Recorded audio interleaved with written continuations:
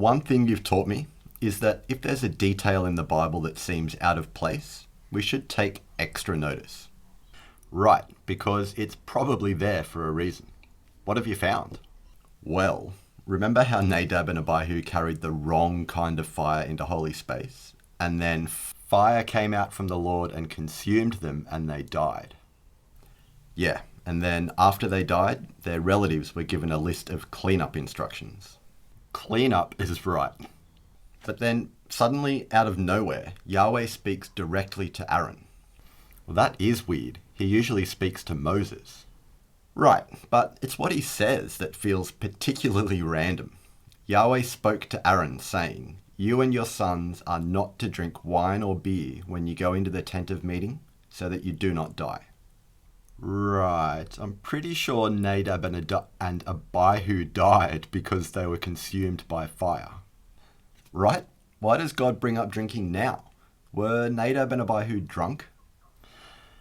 Some of the early rabbis do interpret this verse, saying that Nadab and Abihu were drunk. Don't drink or you'll die. Is that don't drink or I'll kill you? Or is that if you're drunk, you might do something dumb that results in death? Great question. It's open to interpretation, yeah? It's a bit like when God says, if you eat from the tree of the knowledge of good and evil, you will die. Huh. Later on, Ezekiel says, no priest is to drink wine when he enters the inner court. And in Numbers, it says anyone who takes a Nazirite vow has to abstain from wine and beer. So is beer bad? Is wine wrong? I don't think so, because when a Nazirite completed their vow, they offered sacrifices, they had a feast, and then the Bible says they may drink wine. So maybe it's drinking in God's presence that could get you killed. No, I don't think so. So Isaiah talks about God preparing a feast on his holy mountain.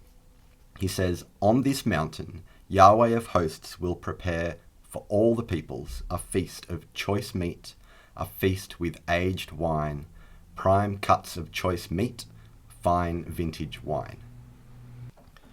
So we should drink wine with God?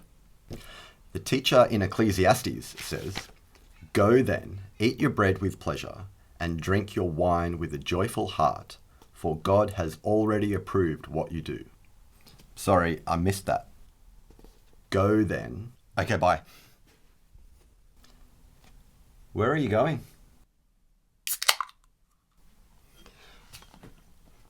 The Bible just told me to go eat and drink, and God's word never returns void. I'm not sure that's what... Hey, don't touch that knife. Fair. You wouldn't want me to disobey God's word, would you? I mean, all scripture is God-breathed. Well, Isaiah also had a warning for some priests who were partying a little too hard.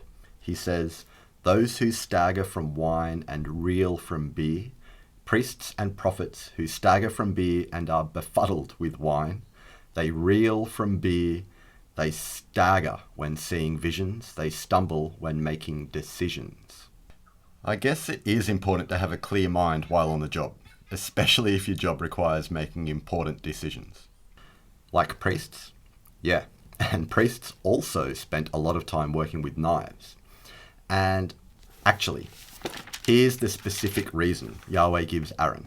He says, don't drink wine or beer so that you don't die. And then he says, so that you may distinguish between holy and unholy, and between unclean and clean. Ah, so it could be that Nadab and Abihu's judgment was impaired because they were drunk, and they decided to bring unholy fire into God's presence. I mean, there's a time and a place for drinking. Probably not while working in a dangerous environment. Like with knives. Or God's fiery presence.